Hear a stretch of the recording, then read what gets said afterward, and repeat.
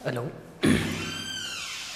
तो पिछली क्लास में हम पढ़ रहे थे, गति को पढ़ना स्टार्ट किया था। गति में हम गति क्या है इस चीज़ के बारे में बात कर चुके थे, विस्थापन, दूरी, वेग और चाल के बारे में बात कर चुके थे।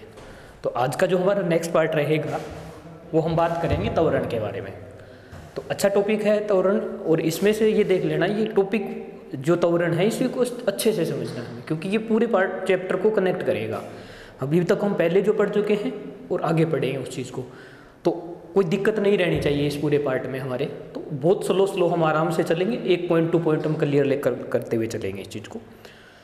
तो पहले में जैसा हम पहली क्लास में देख चुके हैं बिल्कुल उसी तरीके से चलेंगे। पहले हम थ्योरेटिकल देखेंगे, पूरी इस चीज़ को समझेंगे, उसके बाद उस पर न्यूमेरिकल कर रहे होंगे। तो चलिए चलते हैं हम त्वरण पर। पहली बात, त्वरण का साइन ए रहेगा, वेक्टर का साइन है, इसका मतलब ये क्या होगी, एक सदिश राशि होगी। तो मैं लिख भी देता हूँ यहाँ, ये एक सदिश राशि होगी। और परिभाषा अगर हम लिखना चाहेंगे तो ए का जो मान आएगा वो होगा वेग में परिवर्तन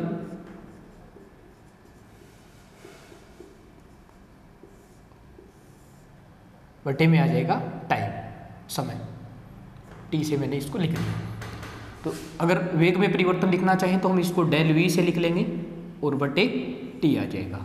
तो फॉर्मूला इसका बन जाएगा ए वेक्टर बराबर डेल वी अपॉन टी के बराबर आ जाएगा। तो त्वरण की परिभाषा क्या हो जाएगी, वेग में परिवर्तन की जो दर आएगी उसी को हम क्या बोलेंगे, त्वरण के बराबर बोल रहे होंगे। अब वेग में जो परिवर्तन होगा उसी के बेस पर ये सब कुछ चलेगा। तो मैं इसको तीन पार्ट में अलग अलग डिवाइड कर रहा हूँ। वेग में परिवर्तन कैसे कैसे होगा, पहले तो होगा जब वेग का मान बढ़ेगा,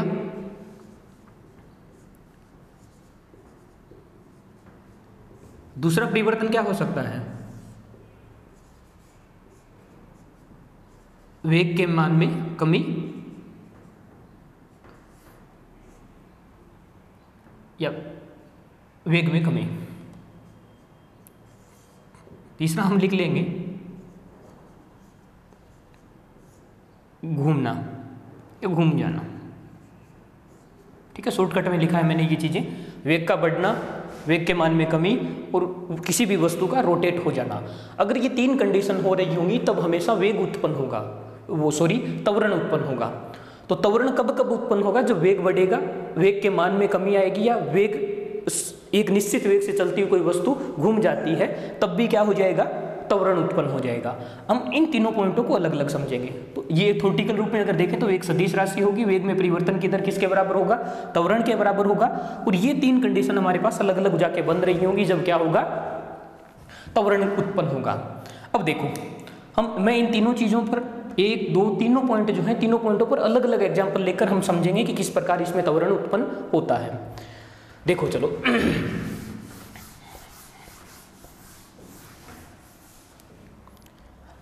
सबसे पहले बिल्कुल सिंपल एग्जांपल हम लेके चल रहे हैं कि मान लेते हैं ये कोई पोजीशन ए है और इस पोजीशन पर कोई वस्तु गति कर रही है आगे की तरफ। यहाँ इसका वेग जो है वो मैं मान लेता हूँ 5 मीटर प्रति सेकंड है, आगे की तरफ चल रही है, तो वेग आगे की तरफ यहाँ से हो जाएगा।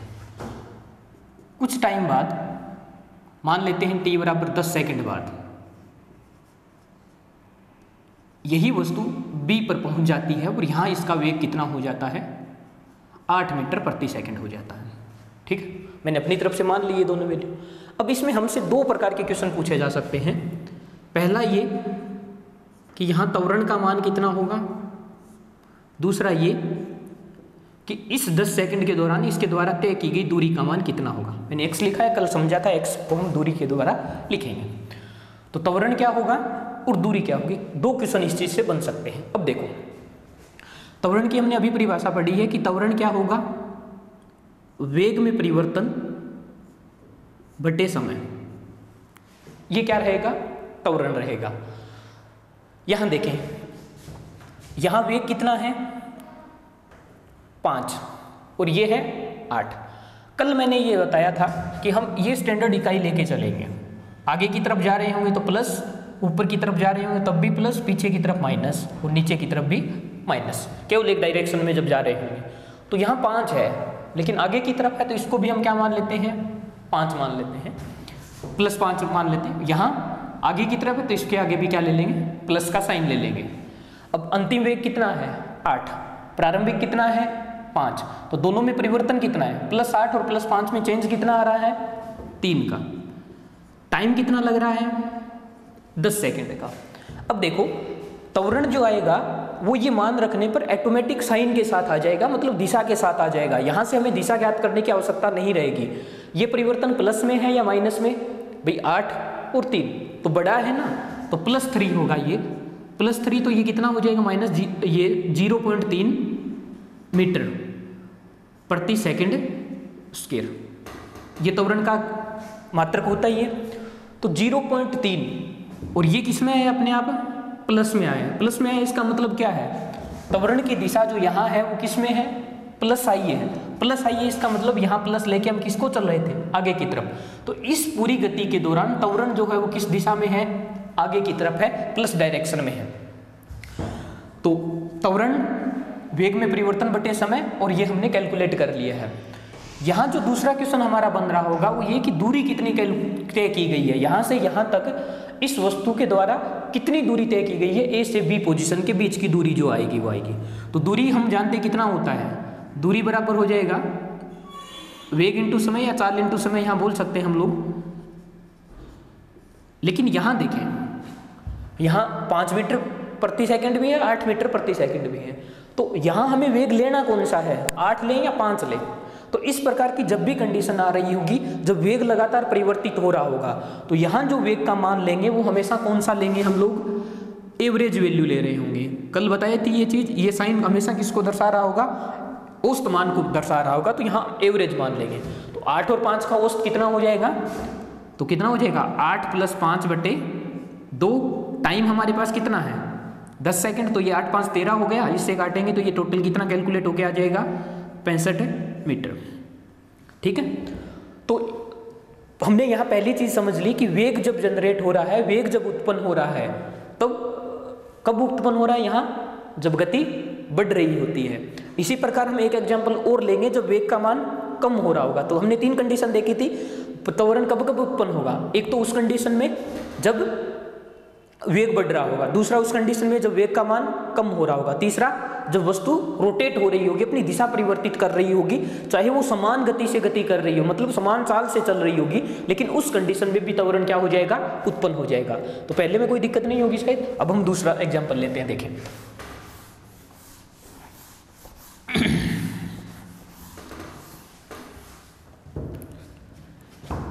ये मान लेते हैं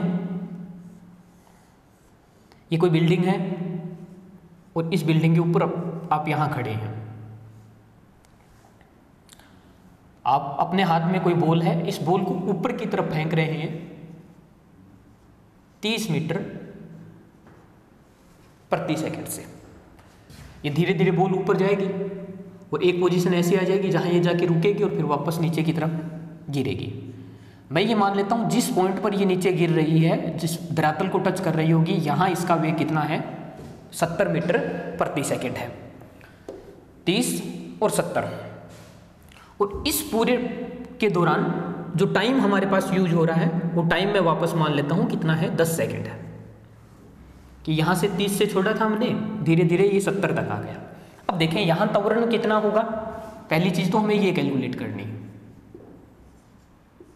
दूसरा वही काम कि ये जिस बिल्डिंग पर आप खड़े, इस बिल्डिंग की हाइट कितनी है, या दूरी बोलते हैं चाहे बिल्डिंग की हाइट बोलते हैं, दोनों चीजें आ रही होंगी।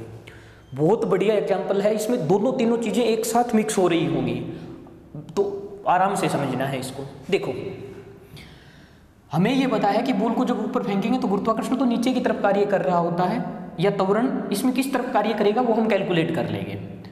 मैं ये मान लेता हूँ ये वस्तु ऊपर की तरफ जा रही है, तो धीरे धीरे जाके ये क्या होगी, ऊपर स्लो होगी हाइट पे, और नीचे की तरफ इसका वेग फिर आएगा। तो हम वही पद्धति लेके चलते हैं, ऊपर की तरफ साइन इसका प्लस लेंगे, नीचे की तरफ इसका साइन माइनस का लेंगे। तो यहाँ जो वेग है, मैं ये पोजीशन मान लेता हूँ ए, तो इस पोजीशन पर इसका जो वेग है वो कितना है, प्लस, ऊपर की तरफ है तो +30 लेके चलते हैं, तो इसको मैंने लिख लिया +30। यहाँ देखें नीचे की तरफ है तो जब वस्तु ऊपर से नीचे की तरफ आ रही हो तो इसका वेग कहाँ होगा, फिर नीचे की तरफ होगा। तो ये जो मान है 70, ये 70 किस में लेंगे, माइनस के साथ लिखेंगे, तो ये माइनस का 70 हो जाएगा। इसको मैंने हटा दिया। अब देखो ये प्लस 30 है, ये माइनस का 70 है। त्वरण जो होगा वो क्या होगा, वेग में परिवर्तन बटे समय। तो वेग में परिवर्तन कितना होगा, अंतिम वेग माइनस प्रारंभिक वेग। तो अंतिम वेग कितना है इसका, माइनस का 70। प्रारंभिक वेग कितना है, प्लस का 30। लेकिन अंतिम वेग माइनस प्रारंभिक वेग होगा तो वो भी किसके साथ लिख जाएगा, माइनस, और यहाँ आ जाएगा प्लस का 30 बटे, यहाँ टाइम कितना लग रहा है इस पूरी प्रोसेस में, 10। तो यहाँ लिख देंगे हम लोग 10। एक बार इसको हटा लेते हैं। तो अब देखें इसको, ये माइनस का 70, ये भी माइनस का 30, टोटल कितना हो जाएगा, माइनस का 100 बटे 100। तो 0 से 0 कट जाएगा, इसका आंसर कितना आएगा, माइनस का 10 मीटर प्रति सेकंड स्क्वायर। ये मात्रक है, धीरे धीरे कोई दिक्कत नहीं इसमें, लास्ट में हम अलग से भी पढ़ेंगे मात्रक पूर्विमाएं। ये माइनस का 10 आ गया।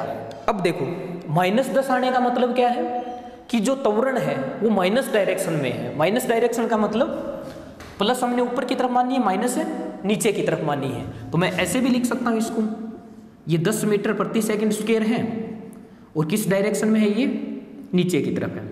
तो जब हम मान रखेंगे तब हमें साइन ऑटोमेटिक आ जाएगा हमारे पास। जैसे यहाँ माइनस का आ गया, सिर्फ वेग को किसके साथ रखना है, हमें साइन के साथ रखना है। त्वरण का जो होगा वो साइन अपने आप हमारे पास ये आ जाएगा।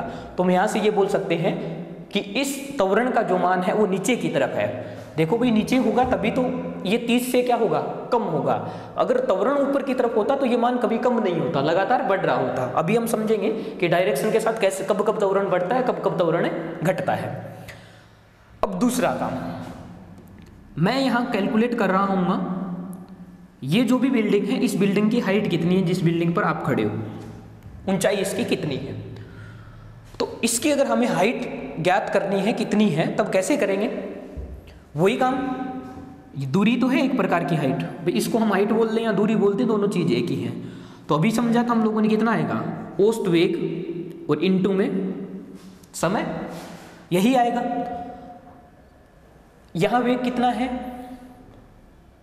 प्लस का 30, ये कितना है, माइनस का 70। तो दोनों का औसत ज्ञात करेंगे तो कितना आ जाएगा, माइनस 70 प्लस 30 बटे 2 और इनटू में टाइम कितना यूज कर रहे हैं हम लोग, 10 सेकेंड। ये आ जाएगा हमारे पास 10 सेकेंड आ जाएगा। तो यहाँ से जब ये कितना हो गया, माइनस का 70 प्लस का 30, 40, और 40 में 2 का भाग देंगे तो 20, 20 का 10 से गुना हो गया 200 मीटर आ जाएगा, 200 मीटर आ जाएगा माइनस के साथ। अब हम यहाँ ये दूरी कैलकुलेट कर रहे हैं तो दूरी की कोई दिक्कत नहीं होगी, प्लस में लें चाहे माइनस में ले, दूरी हमेशा कहाँ होती, किस में होती है, प्लस में होती है। तो ये जो हाइट आ रही होगी वो कितनी आ रही होगी, 200 मीटर आ रही होगी। अब जो ये माइनस 200 आया इसका भी मीनिंग समझ लेते हैं। यहाँ क्या है, माइनस 200 का मतलब है, माइनस 200 का मतलब क्या है, ये नीचे की तरफ है। तो यहाँ जो बॉल हमारी प्रारंभिक पोजीशन से थी उससे नीचे की जो दूरी आ रही है वो माइनस में आ रही है। लेकिन हम तो हाइट कैलकुलेट कर रहे हैं, केवल दूरी, तो प्लस माइनस का कोई दिक्कत नहीं है, 200 मीटर इसकी आ जाएगी हाइट। अब देखें यहाँ से हमारे दिमाग में एक क्वेश्चन और भी आ सकता है कि भाई ये जो हाइट है, बॉल कितनी है, अधिकतम ऊंचाई पर कितनी है और ये नीचे आ रही है। तो हमारे पास ये मान कैलकुलेट करना भी हो सकता है कि इस बॉल की अधिकतम ऊंचाई धरातल से कितनी होगी। लेकिन इसको हम थोड़ा सा आगे समझेंगे, 2-4 चीजें और समझ लेते हैं। जैसे ही गति के समीकरण आएंगे तब इस चीज को भी हम कैलकुलेट कर लेंगे। मैं हल्का सा हिंट यहाँ दे देता हूँ। देखो भाई गुरुत्वाकर्षण बल जो है वो 10 मीटर प्रति सेकंड स्क्वायर से नीचे की तरफ कार्य करता है। यहाँ डाटा भी मैंने इसी प्रकार का यूज किया है ताकि उसका मान ही 10 के बराबर आ रहा होगा, 9.8 जो जी का मान बराबर होता है। तो यहाँ से हमें ये पता है कि जैसे जैसे वस्तु ऊपर की तरफ जाएगी वेग में परिवर्तन कितना होगा, त्वरण जो होता है वो क्या होता है, वेग में परिवर्तन। तो प्रति सेकंड वेग में परिवर्तन कितना हो रहा है, 10 मीटर प्रति सेकंड का हो रहा। तो यहाँ जब कितना है 30, 1 सेकंड बाद कितना हो जाएगा, वो ऊपर तक की तरफ जाएगी तब 20, फिर 10, फिर 0। तो यहाँ से 3 सेकंड का टाइम लगेगा इस वस्तु को यहाँ अधिकतम पॉइंट तक पहुँचने के लिए। टोटल टाइम हमारे पास कितना है 10 में से 3 सेकंड वो ऊपर की तरफ जाएगी। तो ये जो गति कर रही होगी, ये गति का टाइम कितना मिलेगा उसको, 7 सेकंड का मिलेगा। यहाँ वापस उसी प्रकार कर लेंगे, यहाँ 0 होगा उसका वेग, ये 70 हो जाएगा, तो दोनों से एवरेज वेग निकाल देंगे और टाइम कितना यूज करना होगा हमें 7 सेकंड। लेकिन हम इसको और आसानी से कर लेंगे जैसे ही हम गति के समीकरण में आ रहे होंगे। तो यहाँ केवल मैं इतनी चीज ये बता रहा हूँ। 2 पॉइंट हो गए हमारे, पहले जब वेग बढ़ रहा था तब, दूसरा वेग घट रहा था। अब तीसरा पार्ट, त्वरण जब घूमेगी वस्तु तब कैसे उत्पन्न होता है वो काम और करेंगे। यहाँ देखो,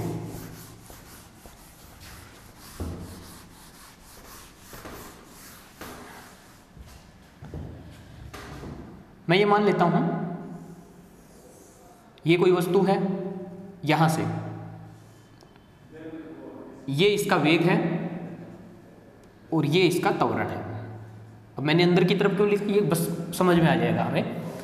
कल समझाया था कि एकांक सदिश जो होगा वी कैप और ए कैप, ये दोनों किसको प्रदर्शित कर रहे होते हैं, केवल उस सदिश की दिशा को प्रदर्शित कर रहे होते हैं। तो ये वेग की दिशा होगी, ये त्वरण की दिशा होगी। अब देखिए, मान लेते हैं यहाँ कोई कार है, वो आगे की तरफ जा रही है, ये कार ऊपर की तरफ जा रही होगी, तो वेग तो कौन सी दिशा में होगा, इसी दिशा में। अब वेग यहाँ से जैसे ही वस्तु घूमेगी, मैं मान लेता हूँ इसका वेग जो है वो 10 मीटर प्रति सेकंड है। यहाँ मैं थोड़ा सा गैप देके यहाँ बना देता हूँ इसी को, और मैं यही मान रहा हूँ कि इसका वेग जो है वो चेंज नहीं हो रहा है, वो 10 मीटर प्रति सेकंड ही रह रहा है, संख्यात्मक मान की तरह चाल बोल सकते हैं इस चीज को। तो यहां से यहां तक जब वस्तु घूम रही है ऐसे, तो उसका मान तो हमेशा सेम रह रहा है, लेकिन उसकी दिशा लगातार क्या हो रही है, परिवर्तित हो रही है। जब भी हम सर्किल के वर्ती गति पढ़ेंगे तब भी ये समझेंगे कि उसका जो दिशा, उसकी जो दिशा होती है हमेशा किसकी तरफ होती है, स्पर्श रेखा की तरफ होती है। तो स्पर्श रेखा हमेशा बाहर की तरफ कोण बना रही होती है। तो यहाँ मान तो इसका सेम रहेगा, लेकिन क्या बदलेगी, इसकी दिशा बदलेगी, और दिशा बदलने के कारण यहाँ क्या हो जाएगा, त्वरण उत्पन्न हो जाएगा। तो यही कारण होगा कि जब जब वस्तु घूमेगी तब उसका मान हो सकता है, एक समान गति है तो उसका समान रह रहा हो चाल का मान, लेकिन दिशा बदलने के कारण वहां क्या उत्पन्न हो जाता है, त्वरण उत्पन्न हो जाता है। तो यहाँ हम डायरेक्शन लेके, डायरेक्शन परिवर्तित होने के कारण यहाँ क्या परिवर्तन हो रहा है, क्या परिवर्तित हो रहा है, त्वरण, वेग परिवर्तित हो रहा है, और वेग में परिवर्तन ही क्या होता है, त्वरण के बराबर होता है। तो यहाँ भी त्वरण हमारे पास उत्पन्न होगा। एक बार आप याद कर लेंगे कि यहाँ जो त्वरण का मान आएगा वो v² के बराबर आएगा। इसको हम अभिकेंद्रीय त्वरण भी बोलते हैं, ठीक है। ये वर्तीय गति के अंदर आएगा कि a बराबर होता है v²/r। यहाँ वो चीज यूज नहीं करेंगे, del v/t के बराबर होता है। अब देख लें, मैं इसी से रिलेटेड 2 बहुत अच्छे पॉइंट बता रहा हूं। एक तो मैंने लिख दिया del v = 0, एक मैंने लिख लिया ये क्वेश्चन इस प्रकार का दे देगा हमें कि कोई भी कार है वो 10 मीटर प्रति सेकंड के एक समान वेग से एक वर्तीय गति कर रही हो, तो निम्न में से कौन सा कथन सत्य है। एक ये दे देगा, एक ये दे देगा, तीसरा दे देगा, दोनों सत्य है, चौथे ऑप्शन में दे देगा दोनों असत्य हैं। हमें चेक करना है कौन सा सही है कौन सा नहीं है। अब देखो, del v = 0, इसका मतलब चाल में परिवर्तन कितना है, 0 के बराबर है। यहां देखें चाल कितना है, 10 मीटर प्रति सेकंड, यहां भी कितनी है, 10 मीटर प्रति सेकंड। और चाल के अंदर हमें क्या नहीं देखनी, दिशा को नहीं देखना है। तो 10 मीटर, 10 पहले यहां था, 10 भी यही है, दोनों 10-10 है। इसका मतलब चाल में जो परिवर्तन आ रहा है वो कितना है, 0 के बराबर है। तो ये कथन तो सही है। क्या ये भी सही है? del v, वेग में परिवर्तन वो किसके बराबर है, 0 के बराबर है। तो वेग यहां कितना है, 10 मीटर प्रति सेकंड, और इसकी डायरेक्शन कहां है, लंबवत ऊपर की तरफ। यहां आके देखें, ये इस डायरेक्शन में है, तो यहां वेग की दिशा कौन सी है, ऊपर की तरफ, और यहां वेग की दिशा कौन सी है, इस तरफ है। हमेशा ये जो रहेगी वो क्या रहेगा, स्पर्श रेखा के साथ 90 डिग्री का कोण बन रहा होगा इस डायरेक्शन में, स्पर्श रेखीय दिशा जिसको बोल सकते हैं हम लोग। तो यहाँ दोनों का मान तो समान है, लेकिन दिशा क्या नहीं है, सेम नहीं है। इसके कारण हम बोलेंगे कि del v जो वेग में परिवर्तन है वो किसके बराबर नहीं होगा, 0 के बराबर नहीं होगा। तो ये कथन तो सही होगा, लेकिन ये कथन सत्य नहीं होगा। ये केवल और केवल किसके परिवर्तन के कारण आ रहा है, वेग की दिशा बदलने के कारण आ रहा होगा। तो ये इंपॉर्टेंट रोल रहेगा यहाँ दिशा का रहेगा। तो 3 पॉइंट हमने देखे थे, तीनों पॉइंट मैंने डिटेल से समझा दिए हैं कि कब 0 होगा, कब नहीं होगा, कब क्या कैसे रहना है। फिर भी कोई दिक्कत है तो इन पॉइंट को क्लियर करना है हमें, एक एक पॉइंट को। इन तीनों पॉइंटों में कोई दिक्कत नहीं रहनी चाहिए। तो वापस मैं रिपीट कर रहा हूँ, त्वरण कब कब उत्पन्न होगा?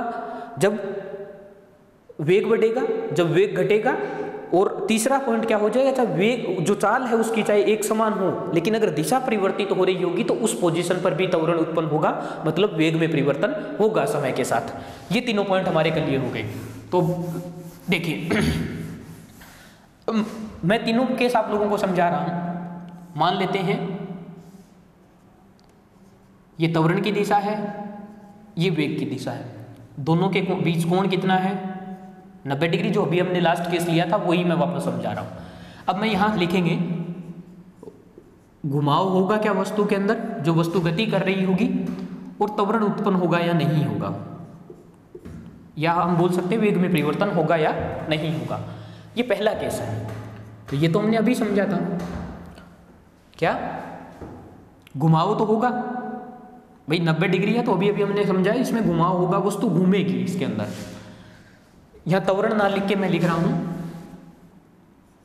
चाल में परिवर्तन, चाल में परिवर्तन, क्योंकि त्वरण तो यहां उत्पन्न हो रहा है, अभी हमने समझा है। तो क्या यहां चाल में परिवर्तन होगा इस कंडीशन में? अभी समझा था नहीं होगा। अगर 90 डिग्री पर है तो घुमाव होगा और चाल में परिवर्तन उसके नहीं होगा, जो लास्ट वाला एग्जांपल मैंने लिया है। दूसरा काम देखें, ये है वेग, और सेम इसी दिशा में क्या कार्य कर रहा है? त्वरण कार्य कर रहा है। जिस दिशा में वेग है उसी दिशा में त्वरण। पहला केस जो हमने पढ़ा है उसमें क्या घुमाव हुआ था? नहीं। तो जब वेग और त्वरण दोनों एक ही दिशा में होगी तो वस्तु घूमेगी नहीं, जिस डायरेक्शन में गति कर रही है उसी डायरेक्शन में करती रहेगी। क्या चाल में परिवर्तन होगा? होगा, क्योंकि पहला 5 था, फिर 5 से बढ़ के कितना हो गया था? 8। तो चाल में परिवर्तन होगा, और कौन सा परिवर्तन होगा? पॉजिटिव, मतलब बढ़ेगी चाल उसके बाद। तीसरा, वेग इसी डायरेक्शन में है, लेकिन त्वरण क्या है? उसकी दिशा मैंने परिवर्तित कर दी है, पीछे की तरफ है। वेग आगे की तरफ है, त्वरण पीछे की तरफ, दोनों विपरीत दिशा में होंगे, तब भी घुमाव तो नहीं होगा। घुमाव तभी होगा जब 90 डिग्री कोण आ रहा होगा, तो घुमाव तो नहीं होगा। लेकिन जब दोनों वेग और त्वरण दोनों एक दूसरे के विपरीत दिशा में होंगे तब चाल के मान में क्या आ रही होगी? कमी आ रही होगी। अब इसके आधार पर त्वरण को कुछ जगह 2 पार्ट में लिखा होता है। एक जगह त्वरण बोला जाता है, दूसरी जगह मंदन बोला जाता है। हमें कोई चक्कर नहीं है, हमें सिर्फ यही बोलना है त्वरण है, यहाँ पॉजिटिव है या नेगेटिव है, बस। कोई प्रॉब्लम नहीं हमें, क्योंकि ये टेक्निकल वर्ड है। फिजिक्स की लैंग्वेज में जब भी यूज किया जाएगा मंदन यूज नहीं किया जाएगा, त्वरण ही लिखा हुआ मिलेगा। अगर मंदन हमें दर्शाना है तो उसको किस में लिख देंगे? हम नेगेटिव में लिख देंगे। तो ये बात हो गई हमारी त्वरण को लेकर के। अब इस आधार पर मैं त्वरण को 2 पार्ट में डिवाइड कर रहा हूं। देखो,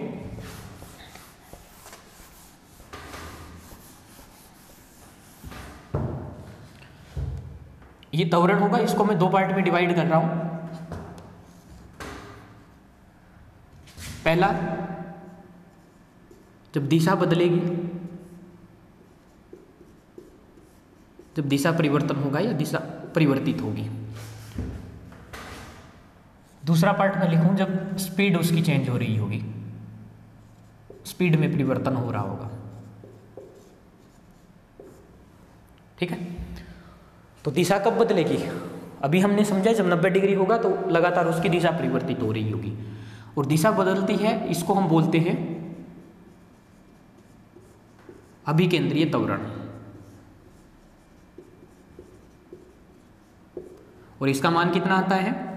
A बराबर v² अपॉन r के बराबर आता है। जब उसकी गति में परिवर्तन आ रहा होगा, तो गति में जब परिवर्तन आ रहा आता है उसको हम क्या बोलते हैं?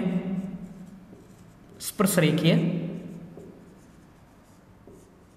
त्वरण।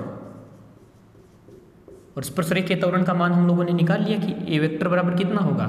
डेल v वेग में परिवर्तन बटा समय के बराबर आएगा। इस प्रकार हमने एक पार्ट को उस पार्ट में ले लिया जब उसकी गति में परिवर्तन हो रहा होगा, स्पीड में परिवर्तन हो रहा होगा। दूसरे पार्ट को हमने ले लिया जब उसकी दिशा में परिवर्तन हो रहा होगा। तो जब गति में परिवर्तन हो रहा होगा उसको हम स्पर्शरेखीय त्वरण बोल देंगे, जब दिशा में परिवर्तन हो रहा होगा उसको अभिकेंद्रीय त्वरण बोल देंगे। ये लगातार केंद्र की तरफ कार्य कर रहा होगा। इसका मान आ जाएगा v वेक्टर बराबर डेल v अपॉन टी के बराबर, ये आ जाएगा v स्क्वायर अपॉन r के बराबर। इसका पूरा डिटेल हम देखेंगे। इसी पर एक वर्तीय गति पूरा चैप्टर बन रहा होता है, तो वर्तीय गति का जब पूरा कॉन्सेप्ट समझेंगे तब इसके बारे में आगे और ज़्यादा डिटेल से पढ़ेंगे। और इसके बारे में हमने 3-4 क्वेश्चन कर लिए हैं। ठीक है, तो चलो आगे बढ़ते हैं इससे।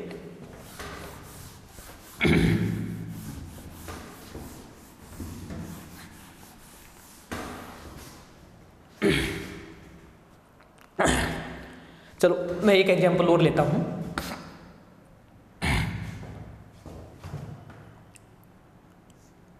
मान लेते हैं यहां कोई बॉल रखी है और इस बॉल को हमने, फुटबॉल है, उसको किक मारा, तो इस प्रकार ये गति करते हुए पहुंच रही है। यहां थी और यहां से इस पोजीशन तक आ गई। ये इसका हाईएस्ट पॉइंट है, तो हाईएस्ट पॉइंट पर वेग जो होगा उसका आगे की तरफ होगा, त्वरण जो होगा उसको मैं जी मान लेता हूँ, गुरुत्वीय त्वरण है, ये नीचे की तरफ होगा। यहाँ देखें, मैं 3 केस ले रहा हूँ मैं, एक तो इस पॉइंट से पहले, एक इस पॉइंट के बाद और एक इस पॉइंट के ऊपर। यहाँ देखें इसका वेग स्पर्शरेखीय दिशा में लंबवत, और गुरुत्वीय त्वरण तो हमेशा कहाँ कार्य करेगा, नीचे की तरफ कार्य कर रहा होगा। तीसरा पॉइंट मैं इसकी बाद की पोजीशन के लिए ले लेता हूं, तो वेग तो किस डायरेक्शन में होगा, नीचे की तरफ, और त्वरण कहाँ होगा, ये तीनों दिशाएं मैंने प्रदर्शित कर दी। ध्यान रखना यहाँ वेग 0 नहीं होगा, बाकी हम प्रक्षेप्य गति पढ़ेंगे जस्ट कल या परसों की क्लास में ही, तब दोबारा समझेंगे इस चीज़ को। लेकिन यहाँ वेग 0 नहीं होगा। अगर वेग मान लो इस पोजीशन पर आके 0 हो जाता ना, तो वस्तु यहाँ इस प्रकार नीचे गिर जाती सीधी, आगे की तरफ गति नहीं कर रही होती। तो ये 3 अलग अलग पॉइंट हमारे पास बन रहे हैं। यहाँ देखें इसमें, इस पोजीशन पर चलो पॉइंट ले लेते हैं। ये पॉइंट ए है, ये पॉइंट बी है और ये पॉइंट सी है। सबसे पहले मैं बात कर रहा हूँ पॉइंट बी पर। पॉइंट बी पर क्या है, वेग और त्वरण दोनों एक दूसरे के क्या है, लंबवत हैं। तो अभी हमने समझा था कि वेग और त्वरण जब एक दूसरे के लंबवत होंगे तब क्या होगा, वेग के मान में परिवर्तन नहीं होगा लेकिन दिशा उसकी बदलेगी। तो यहां त्वरण के मान में परिवर्तन नहीं होगा लेकिन दिशा उसकी बदलेगी। तो दिशा बदल रही है। यहां देखो, यहां से पहले वस्तु ऊपर की तरफ जा रही थी और यहां के बाद वस्तु नीचे की तरफ जा रही है। तो ये देख लेंगे कि अगर थीटा बराबर 90 डिग्री है, अभी जो पॉइंट लिखा था उसी पर है, थीटा अगर 90 डिग्री है तो केवल और केवल उसकी दिशा बदलेगी, वेग के मान में परिवर्तन नहीं आएगा, वेग कम ज्यादा नहीं होगा। ये पॉइंट देख लेते हैं। यहां देखो, इन दोनों के बीच ये जो कोण है सी पोजीशन पर, ये जो कोण है ये 0 डिग्री से तो बड़ा है लेकिन 90 डिग्री से छोटा है। तो कोण अगर थीटा जो है वो 90 डिग्री से छोटा है और 0 डिग्री से बड़ा है, 0 से 90 के बीच है, तब यहाँ क्या होगी, वस्तु जब नीचे की तरफ गिर रही होती है तो उसकी चाल बढ़ रही होगी, नीचे की तरफ गुरुत्वीय त्वरण। यहाँ देख भी ले कि वेग भी इसका नीचे की तरफ आ रहा है, पूरा 90 नीचे नहीं है लेकिन घटक तो इसका नीचे की तरफ आएगा और त्वरण भी नीचे की तरफ है। तो त्वरण और वेग जब दोनों एक ही डायरेक्शन में होते हैं तब क्या होगा, उसका वेग बढ़ेगा। तो यहाँ क्या होगा, उसका वेग बढ़ेगा। वेग बढ़ेगा इसका मतलब इसको बोल देते हैं पिकअप, कोई वस्तु जैसे पिकअप कर रही है। यहाँ देखें, ये जो कोण है वो 90 डिग्री से बड़ा है, क्योंकि 90 तो यहाँ बन रहा है, पहले 90 डिग्री से बड़ा है लेकिन 180 डिग्री से छोटा है। ये थीटा जो है वो 90 डिग्री से बड़ा है और 180 डिग्री से छोटा है। तो त्वरण नीचे की तरफ है और वेग का एक घटक भी ऊपर की तरफ होगा, तो वेग और त्वरण एक दूसरे के क्या हो गए, विपरीत दिशा में हो गए। वो विपरीत दिशा में हो गए, इसका मतलब ब्रेक लगेंगे। यहाँ ब्रेक लगने का मतलब वस्तु के जो वेग जो हो रहा है, वेग के मान में क्या आ रही होती है, कमी आ रही होती है। अब देख लो, यहाँ से वस्तु ऊपर की तरफ जाएगी, अब नॉर्मल भी सोच सकते हैं, जैसे जैसे ऊपर की तरफ जाएगी उसके वेग में क्या आ रहा है, कमी आ रही होती है। यहाँ के उसका वेग एक निश्चित मान पर आ जाता है, तो यहाँ निश्चित हो जाएगा। और यहाँ धीरे धीरे जैसे वस्तु नीचे की तरफ आ रही होगी तो क्या हो जाएगा, उसके वेग में वापस मान में परिवर्तन हो रहा होगा, बढ़ रहा होगा। तो हम इसको अलग तरीके से याद रख लें कि अगर कोण जो होगा वो 0, 90 और 180 इसी के बीच वेरी करेगा। अगर 90 डिग्री है तब तो उसके वेग के मान में परिवर्तन नहीं आएगा, केवल क्या बदलेगी, उसकी दिशा बदलेगी। लेकिन अगर कोण 0 और 90 डिग्री के बीच में है तब त्वरण क्या होगा, पॉजिटिव होगा। पॉजिटिव का मतलब उसका वेग बढ़ रहा होगा, त्वरण पॉजिटिव है तो। लेकिन अगर कोण जो है वो 90 और 180 के बीच है तो त्वरण क्या होगा, उसका नेगेटिव होगा। त्वरण नेगेटिव का मतलब उसके वेग के मान में कमी आ रही होती है। तो ये 3 अलग अलग केस हमारे पास बन जाएंगे, कहीं कहीं बीच बीच में हमारे पास काम आते जाएंगे ये जैसे जैसे आगे बढ़ेंगे। ठीक है, तो इस चीज़ को अच्छे से ध्यान कर लेना। और वैसे हमने पहले देखा ही है, यही चीज़ देखी है कि विपरीत दिशा में होगा तो वेग के मान में कमी आ रही होगी, त्वरण नेगेटिव रहेगा। और अगर दोनों एक ही दिशा में होंगे, वेग और त्वरण, तो गति बढ़ेगी।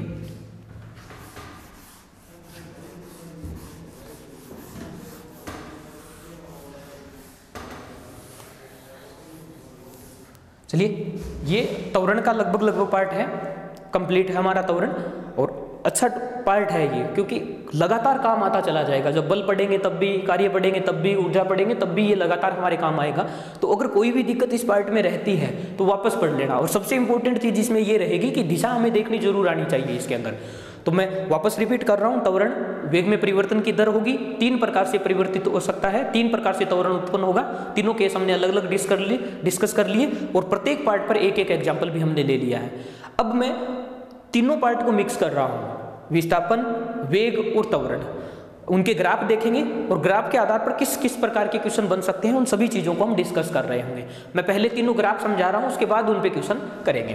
देखो, सबसे पहला जो ग्राफ बनेगा वो ग्राफ किसके बीच बनेगा, एस विस्थापन और टाइम टी। मैं मान लेता हूं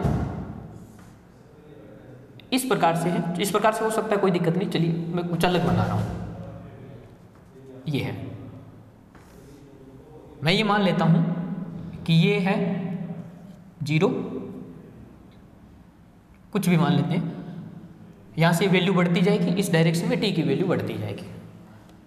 ये इन दोनों के बीच क्षैतिज कोण जो होगा वो कितना है, थीटा है। मैं सेम इसी प्रकार का ग्राफ बना रहा हूं, वेग,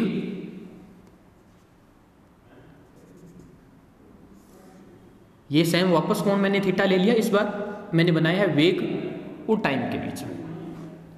तीसरा मैं बना रहा हूं,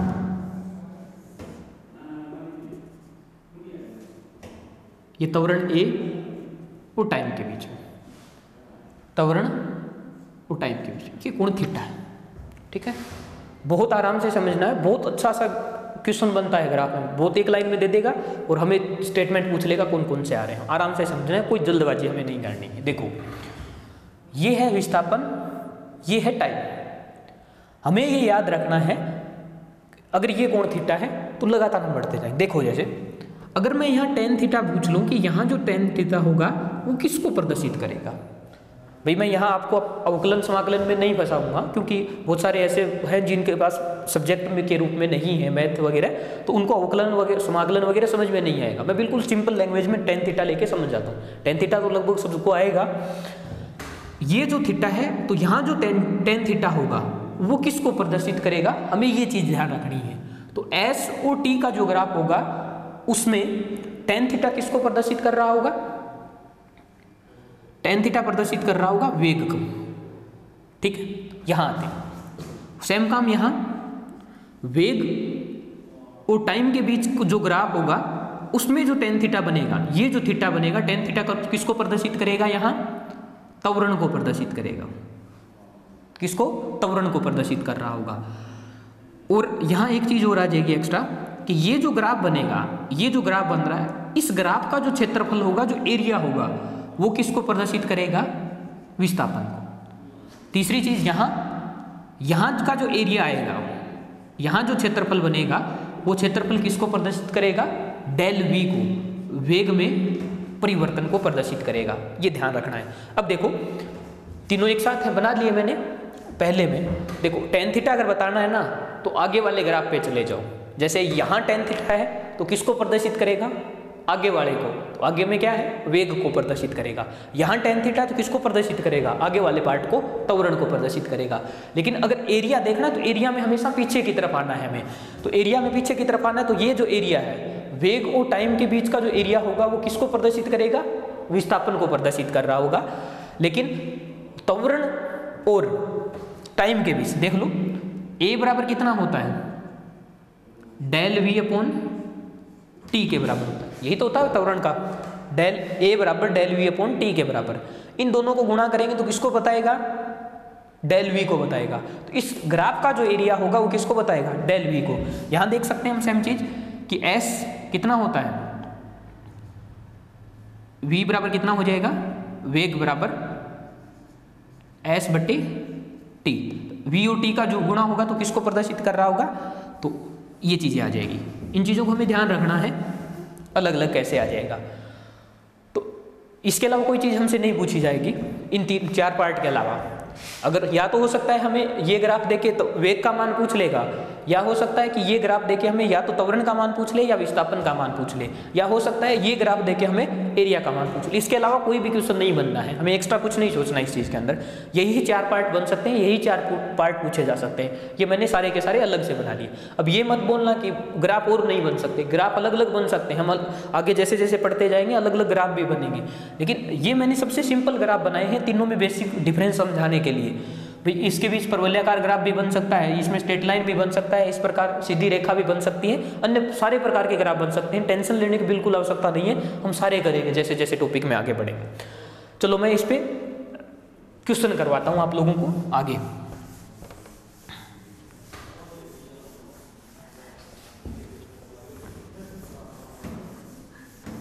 देखो सबसे पहले सबसे सिंपल क्वेश्चन, वही बात हम सबसे आसान क्वेश्चन पहले करेंगे, उसके बाद धीरे धीरे उसका लेवल बढ़ाते जाएंगे। मैं ये मान लेता हूं ये ए का है,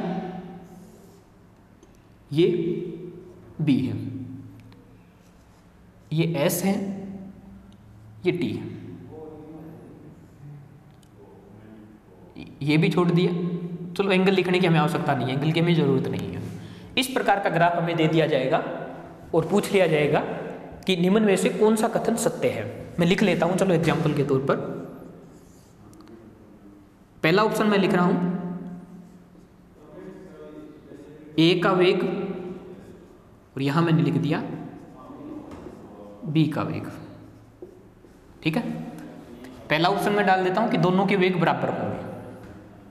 दूसरा ऑप्शन मैं लिख दूंगा कि बी का वेग अधिक होगा। तीसरा ऑप्शन लिख दूंगा ए का वेग अधिक होगा। बना सकते हैं ना ऐसे, अब टाइम वेस्ट नहीं करना चाहते इसको बार बार लिख के, और लास्ट डी ऑप्शन दे देंगे कि नन ऑफ दीज, या कोई भी ऑप्शन बना लिया जाएगा, हमारा इनमें से एक सही हो जाएगा। अब देखो हमें देखना क्या है, ये वस्तु ए है, या तो इसका वेग अधिक है, या वस्तु बी है इसका वेग अधिक है, या दोनों का वेग बराबर है, हमें ये समझना है। अब समझना है तो उसी चीज पे आए।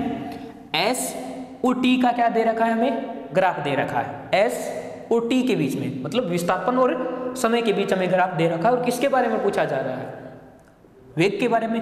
तो अभी अभी हमने समझा था कि एस और टी का जो वेग होगा, तो टेन थीटा का जो भी मान होगा वो किसको प्रदर्शित कर रहा होता है, वेग को प्रदर्शित कर रहा होता है। मैं ये मान लेता हूं यहाँ थीटा 1 है, यहाँ ये पूरा जो कोण है ये थीटा 2 है। पहले चीज ये समझे कि ये कोण कम होगा और ये कोण अधिक होगा, क्योंकि क्षैतिज के साथ जो कोण बनेगा यहाँ से यहाँ तक, ये कोण तो छोटा रह जाएगा और ये कोण क्या हो जाएगा, अधिक हो जाएगा। तो टेन थीटा के अंदर जब हम टेन थीटा 1 रखेंगे तो थीटा 1 का मान क्या है, छोटा है, तो ये मान जो होगा किसके बराबर होगा, v1 के बराबर होगा, पहली ए वस्तु के वेग के बराबर आएगा।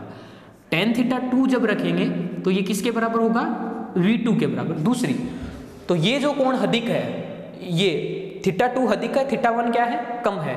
अगर थीटा 2 अधिक है तो v2 का मान क्या होगा, अधिक होगा। थीटा 1 कम है तो v1 का मान क्या होगा, तो v2 का मान, दूसरी वस्तु का जो वेग होगा वो अधिक होगा पहली वस्तु की बजाय। अब ऑप्शन पे आ जाते हैं, दोनों वस्तुओं का वेग बराबर होगा, ये तो स्टेटमेंट गलत हो जाएगा।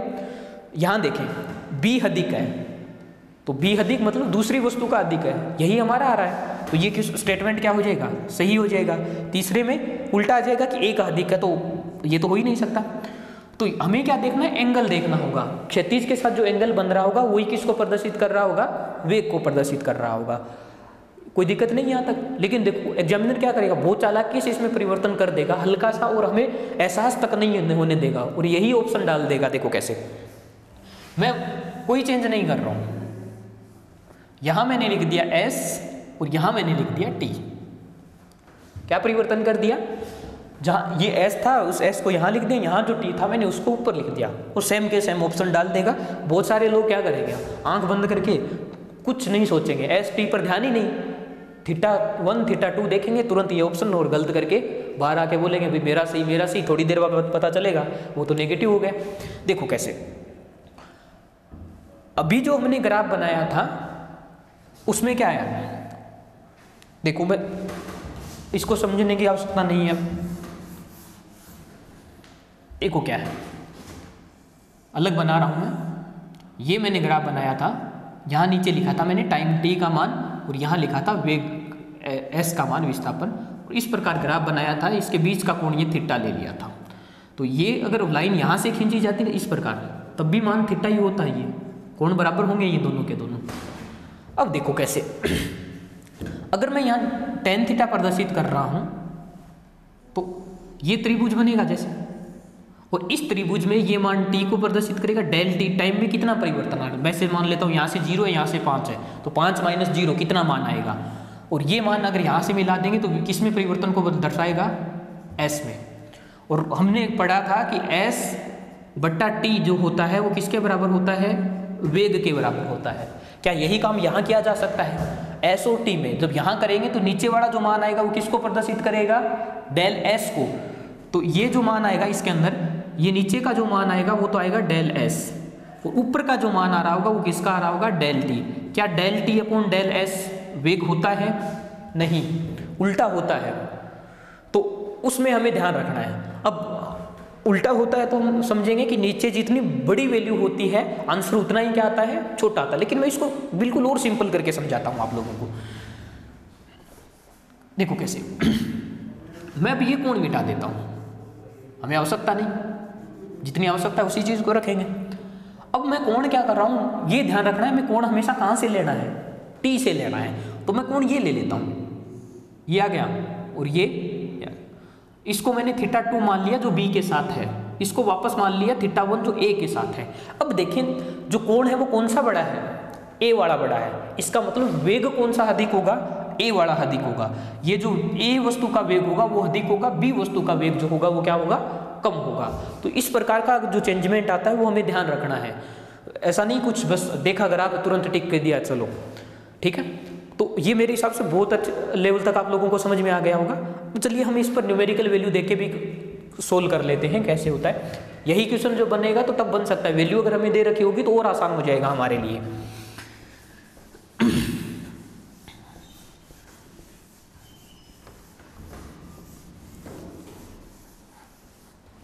चलो देखो दूसरा क्वेश्चन इसी पे बेस मैं ये मान लेता हूँ इस प्रकार का है, ये 0 है, ये 5 है यहाँ, और इस प्रकार ग्राफ यहाँ से स्टार्ट हो रहा है। ये कोण जो भी बनेगा वो थीटा बन जाएगा जो हमारा अभी तक बन रहा था। यहाँ से धीरे धीरे हम आगे बढ़ते हैं और यहाँ तक ये जो टाइम आएगा वो 10 सेकंड हो गया बढ़ते हुए, ये टाइम है इस डायरेक्शन में। और इसमें ये 0 है, ये 5 है, और यहाँ जो ये मैक्सिमम मान है ये किसके बराबर है, यहाँ 15 के बराबर। यहाँ क्या है, s है, s और t के बीच में ग्राफ है। हमसे पूछ लेगा कि इस पूरे प्रोसीजर के दौरान वेग का मान ज्ञात करो कितना होगा, वेग का मान ज्ञात करो कितना होगा। तो वही सेम चीज, वेग का अगर मान ज्ञात करना है तो हमें किसका मान ज्ञात करना है, tan थीटा का मान ज्ञात करना है। और tan थीटा मान लेते हैं, ये त्रिभुज बना ले इसमें, तो ये 5 है ये 15 है, तो दोनों के बीच में गैप कितना आ रहा है, 10 का। तो ये 10 तो ये भी मान कितना होगा, 10 का होगा। यहाँ देखो ये कितना है, ये भी 10 और ये भी 10, तो त्रिभुज में वेग यहाँ से कितना आएगा, tan थीटा के बराबर आएगा। तो tan थीटा कितना आ जाएगा, tan थीटा लंब बटा आधार 10/10, ये tan थीटा के बराबर होगा। तो वेग का मान यहाँ से हमें कितना मिल जाएगा, 1 मीटर प्रति सेकंड के बराबर है। ये मीटर में है और ये सेकंड में। तो डाटा दे रखा होगा तो हमारे लिए आसान रहेगी चीज़ें। तो s और t के बीच दे रखा है tan थीटा वैल्यू। अगर tan थीटा से हमें नहीं समझ में आ रहा तो हम क्या कर लेंगे, ये देख लो कि यहाँ कितना टाइम यूज हो रहा है। भाई सिंपल है वैसे तो चीज़, लेकिन अगर नहीं समझ में आ रही है तो फिर भी देख लो कितना टाइम हमारे पास लग रहा है। ये 0 से और कितने सेकंड तक जा रहा है, 10, 0 से 10 सेकंड के बीच कितना टाइम हमें लगा है, 10 सेकंड का। तो विस्थापन बटे टाइम जो होगा वही किसके बराबर होगा, वेग के बराबर होगा। तो टाइम तो कितना है, 10 सेकंड हमें यूज हो रहा है।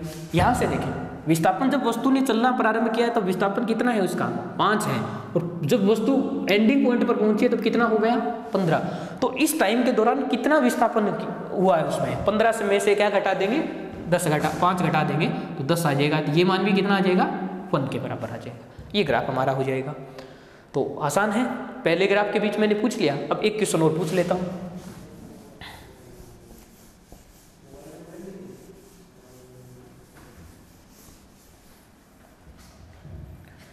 सेम इसी प्रकार का क्वेश्चन। इस बार जो ग्राफ है वो त्वरण a और टाइम t के बीच में, यहां से इस प्रकार ये क्षैतिज रेखा खींच दी मैंने, ये 1, ये 2 और सेम इसी प्रकार का ग्राफ, ये 5 तक हम पहुंच गए। टाइम हमारा मान लेता हूं कि जिस एंडिंग पॉइंट पर वो पहुंचा है उस टाइम तक 5 सेकंड यूज हुआ। ये मीटर में है सारी वैल्यू और ये किस में है, सेकंड में है। अब a और t के बीच है और क्वेश्चन मेरा ये है कि वेग में परिवर्तन है वो ज्ञात करो कितना हुआ है। वेग में परिवर्तन हमें ज्ञात करना है कितना हुआ है। तो बात ग्राफ पे आती है, a और t के बीच जब ग्राफ दे रखा होता है तब लास्ट ग्राफ है, और लास्ट ग्राफ में जो क्षेत्रफल होता है वो किसको प्रदर्शित कर रहा होता है, वेग में परिवर्तन को प्रदर्शित कर रहा होता है। इसका मतलब हमें ये जो ग्राफ हमें दे रखा है इसका क्या ज्ञात करना है, क्षेत्रफल ज्ञात करना है, और वही क्षेत्रफल किसके बराबर होगा, वेग में परिवर्तन के बराबर होगा। अब ये ध्यान रखना हमेशा, जब भी हम क्षेत्रफल कैलकुलेट कर रहे होते हैं, क्षेत्रफल ज्ञात कर रहे होते हैं, तो हमेशा ग्राफ से नीचे का क्षेत्रफल ज्ञात किया जाता है, ग्राफ के नीचे का क्षेत्रफल ज्ञात किया जाता है। अंडर जो एरिया होता है वही हमेशा कवर करना होता है हमें। तो मैं इसको मिला लेता हूँ ऐसे। अब या तो ये एक चतुर्भुज बन गया उसका क्षेत्रफल लगा दो, या मैं क्या कर देता हूँ उस ऊपर वाले को त्रिभुज बना लेता हूँ, नीचे वाला अपने आप में क्या बन जाएगा, आयत बन जाएगा। ये दूरी कितनी है, 5, ये दूरी कितनी है, 2। तो इसका जो क्षेत्रफल आएगा 5 × 2, आयत का क्षेत्रफल कितना होता है, लंबाई गुणा चौड़ाई। तो ये मान तो कितना आ जाएगा, 10 के बराबर आ जाएगा। ये 5 है, ये 2 है और ये 5 है, तो दोनों के बीच में ये गैप कितना आ रहा है, 3 का। तो त्रिभुज का क्षेत्रफल 1/2 आधार इंटू ऊंचाई, आधार कितना है 5, ऊंचाई कितनी आ गई 3। तो टोटल जो परिवर्तन आएगा डेल वी, एरिया लिख लेते हैं कितना आएगा, तो 1/2 आधार कितना है इसमें, ये रहा 5, तो आधार आ जाएगा 5, ऊंचाई 3, ये रही। ये त्रिभुज का क्षेत्रफल आ गया, प्लस हम क्या कर देंगे, ये जो आयत बना है नीचे इसका क्षेत्रफल, तो 2 × 5 इसके बराबर, तो कैलकुलेट कर लेंगे जो भी जितना आ रहा होगा ये हो जाएगा 15/2 और प्लस में 10 आ जाएगा, तो ये हो जाएगा 20, 35/2 के बराबर आ जाएगा। वेग में परिवर्तन है तो ये मीटर प्रति सेकंड में ही रहेगा कि वेग में कितना चेंज आ रहा है स्टार्ट से लेके एंडिंग तक, यहाँ वेग बढ़ रहा है घट रहा है वो सारी चीज़ें। ठीक है, तो ये हमारा पार्ट कंप्लीट हो गया, पूरा का पूरा त्वरण से रिलेटेड जो भी क्वेश्चन बन सकते हैं सारे के सारे मैंने क्वेश्चन करवा दिए आप लोगों को। न्यूमेरिकल जितने मैंने करवाए हैं, अगर आप लोग एक्स्ट्रा नहीं कर पा रहे हैं तो कम से कम इतने न्यूमेरिकल साथ के साथ कर लें, और बहुत आसान से हैं, क्योंकि ये जो पहला चैप्टर है उससे थ्योरी बहुत कम पूछी जाती है। या तो क्या करेगा, हमें कोई ना कोई स्टेटमेंट देके उसमें से पूछ लेगा कौन सा कथन सत्य है कौन सा असत्य है, या इस प्रकार के छोटे छोटे क्वेश्चन। अब पूरा पार्ट हमारा कहाँ तक हो चुका है, दूरी, विस्थापन, चाल, वेग और त्वरण। वैसे अगर देखा जाए तो हमने गति के समीकरण इसी के साथ कर लिए हैं। ये सारे के सारे क्वेश्चन जो मैं करवा रहा हूँ वो किसके हैं, गति के समीकरण के हैं, लेकिन हमने गति के समीकरण को बिना पढ़े ही सारे के सारे क्वेश्चन कर लिए हैं। जब मैं कल आप लोगों को गति के समीकरण समझा रहा हूँ तब आपको लगेगा ही नहीं कि हम कुछ नया कर रहे हैं, लेकिन कई बार क्या होता है एग्जाम में हमारे पास टाइम कम होता है, थोड़ा सा अगर कोई कॉम्प्लिकेटेड डाटा आता है तो उसको न्यूमेरिकल उसमें समीकरण में रख लेने से कम टाइम में हमारा सोल्व हो जाता है। लेकिन अगर आप बिल्कुल बेसिक से सोच रहे हैं तब भी कोई दिक्कत नहीं, यहाँ से हो जाएगा। तो आज इतना रहने देते हैं, बाकी का पार्ट हम कल नेक्स्ट क्लास में जो भी क्लास होगी उसमें करेंगे। यहाँ तक अगर कोई दिक्कत आ रही है तो कमेंट कीजिएगा और हम जो भी मैं कोशिश करूँगा आप लोगों का आंसर दे सकूँ यहाँ तक, जो भी हमारी टेक्निकल टीम होगी वो मेरे तक पहुँचा देगी इन चीज़ों को। तो धन्यवाद आप लोग सभी लोगों का। अगर कोई चीज़ नहीं समझ में आ रही तो रिपीट करके इस चीज़ को देखिएगा। आज का जो लेक्चर है वो बहुत इंपॉर्टेंट है, आगे का जो भी पार्ट होगा वो पूरा का पूरा इसके साथ क्या होगा, कनेक्ट